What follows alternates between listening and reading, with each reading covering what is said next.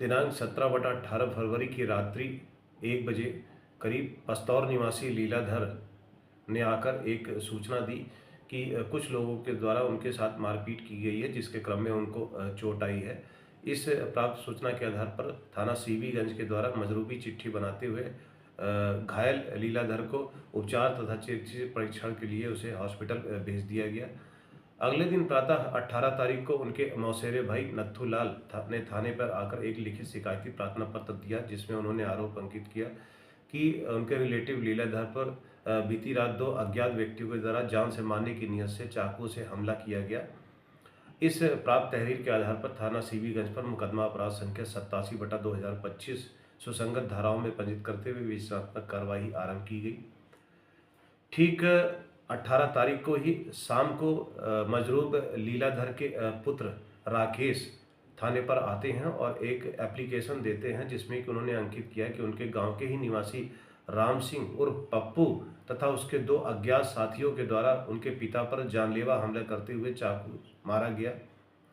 इस तहरीर का संज्ञान लेते हुए थाना सीबीगंज के द्वारा आरोपी राम सिंह और पप्पू को थाने पर लाके उससे सघन पूछताछ की गई तो एक नया तथ्य प्रकाश में आया। राम सिंह ने बताया कि जब बीती राती वो खेत पे 12:30 बजे के आसपास जा रहा था, तभी लीलाधर जहाँ पर सो रहा था कमरे पे, वहाँ से चीखने की आवाज़ आई थी। इस आवाज़ को सुन के जब वो कमरे की तरफ जैसे ही बढ़ा तो देखा उसने कि लीलाधर के कमरे से 2 लोग निकलकर भाग रहे हैं, जिसमें उनका एक खुद का सगा भतीजा राजेश और वह छोटे है। इसको उन्होंने बखूबी देखा और पहचान भी लिया था और उन लोगों ने भी इसको राम सिंह को पहचान लिया था। इस नई जानकारी पर जब राजेश को पकड़कर थाने लाया गया और उससे जब गहराई से पूछताछ की गई तो सबसे पहले वो जुर्म से इनकार करता रहा, किंतु जब उसके मोबाइल को चेक किया गया तो उसमें एक ऐसी लाल कलर की एक जोड़ी चप्पल दिखाई दी जो कि घटनास्थल पर छूटी हुई थी। उस चप्पल के बारे में जब सघनता से जांच की गई तो वो फिर टूट गया और साथ ही साथ जब चश्मदीद राम सिंह के साथ उसका आमना सामना कराया गया तब फिर उसने पूरे घटनाक्रम को सिलसिलेवार उसने अभिव्यक्त किया और जुर्म को स्वीकार किया। इस पूरे घटनाक्रम में जब मोटिव की जांच की गई और राजेश से जब पूछताछ किया गया तो उसने बताया कि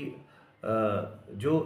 लीलाधर जो मजरूब हैं उसके ताऊ हैं, जिनका गांव के ही राम सिंह, जिसको उनके पुत्र राकेश ने आरोपित करने का प्रयास किया है, उनकी पत्नी से इनके अवैध संबंध थे और उस अवैध संबंधों से एक पुत्र नवीन, जिसकी उम्र करीब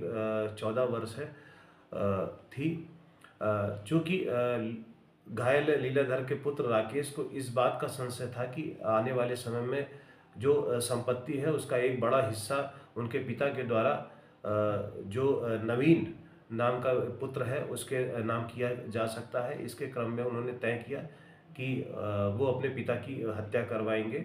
16 तारीख को एक दिन पहले ये रणनीति बनी और उनके पुत्र राकेश ने अपने चचेरे भाई राजेश और छोटे को जो है इस बात के लिए तैयार किया और 30,000 रुपये इसके बदले में देने की बात कही। इस चीज़ का जान से मारने का जब षड्यंत्र बना तो अगले दिन 17/18 की रात्रि राजेश तथा छोटे एक नियत प्लान के साथ वहां पर पहुंचे। राजेश ने सबसे पहले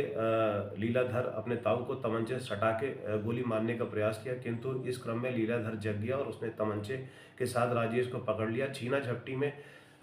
वहाँ पर तमंचे से कारतूस जब नीचे गिर गया तो फिर छोटे ने चाकुओं से लीलाधर पर वार करते हुए राजेश को छुड़ाया और वो दोनों वहाँ से भागने में सफल रहे, जिनको कि राम सिंह ने रास्ते में देखा था।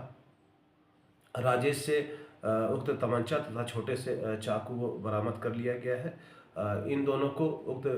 घटना के संलिप्तता के आधार पर आज न्यायिक अभिरक्षा में जेल भेजा जा रहा है। साथ ही साथ आगे आने वाले विवेचना में साक्ष्यों के आधार पर आवश्यक वैधानिक कार्रवाई की जाएगी।